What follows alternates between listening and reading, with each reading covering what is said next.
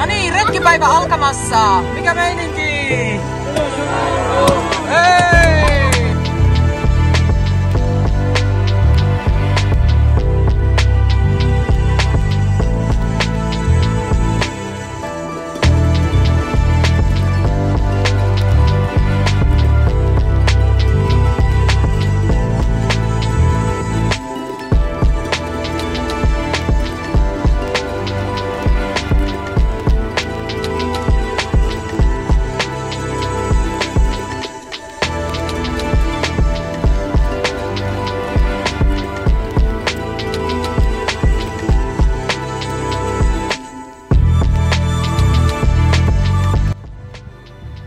Okei Peppi, nyt me ollaan täällä Kääriänmäen näkötornin huipulla. Mikä fiilis?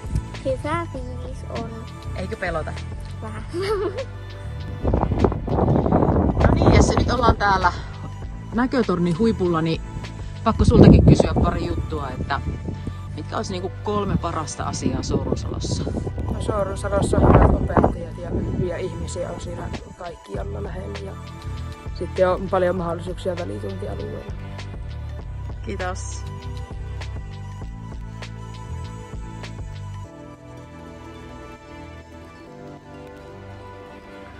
Meillä on tässä tieteellinen koe.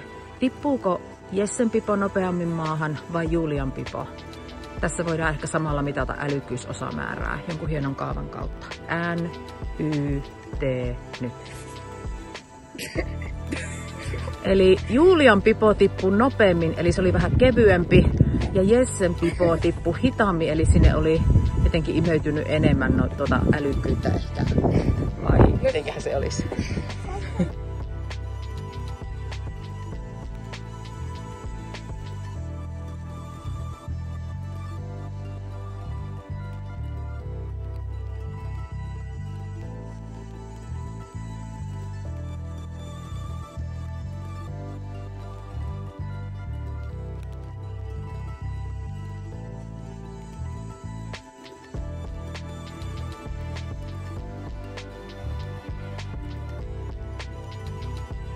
Eli tässä on nyt tämmönen retkikäyttöön soveltuva ämpärigrilli. Ihan normi ämpäri. Sinne on vaan porattu reijät. Harri porasi tänä aamuna, että saadaan vähän ilmanvaihtoa. Ja sitten työnnetty tommonen pikku grilli vitillä tonne sisälle. Ja sitten vaan hiilet sekaan.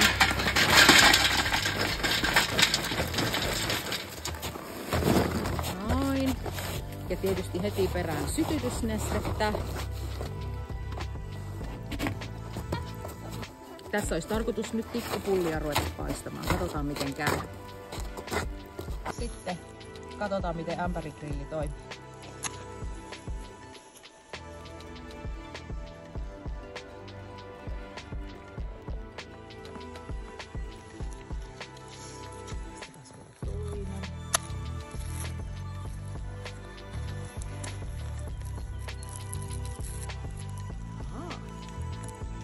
Näyttää jo pikkasen lupaavalta.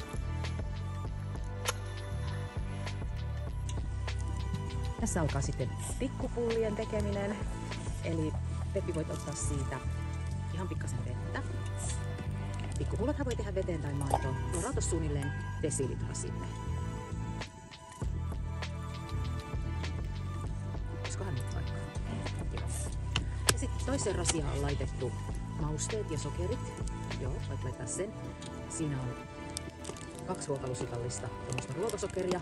Sitten siinä on ihan pikku ripaus suolaa, vaniljasokeria, kaardemummaa ja leivijauhetta. Kaadat ne kaikki sinne. Hyvä. Ja sitten voit kaataa ne jauhot vielä sinne perään. Siinä on 1,5 desilitraa jauhoa. Tästä pitäisi tulla 7 pikkupullaa.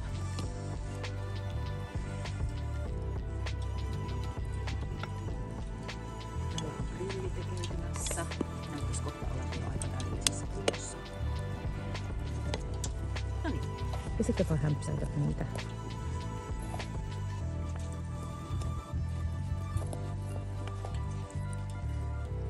Ootko Peppi ikinä tehnyt tikkupullia nuotiolla? En oo. Mut sä oot maistanut kuitenkin tikkupullia. Mä oon joskus mummon kanssa ollut nuotiolla, mutta siinä ite en oo sille tehnyt näitä. Joo. Miltä se näyttää se taikina? Pitäisikö siihen lisätä vettä vai? Vähän vettä. Joo. Pistetään ihan pikkasen vettä sinne.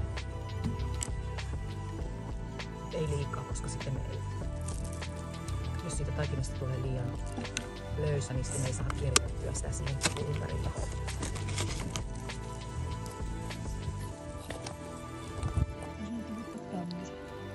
Tikkupullotaikinasta tuli sen verran löysää, että se ei suostunut pysymään tuossa tikunnokassa.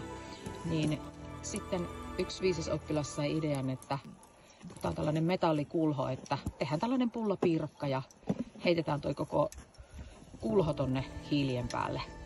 Niin katsotaan nyt, mitä tästä tulee. Kyllä se näyttäisi, että se alkaa pikkuhiljaa kypsymään siellä.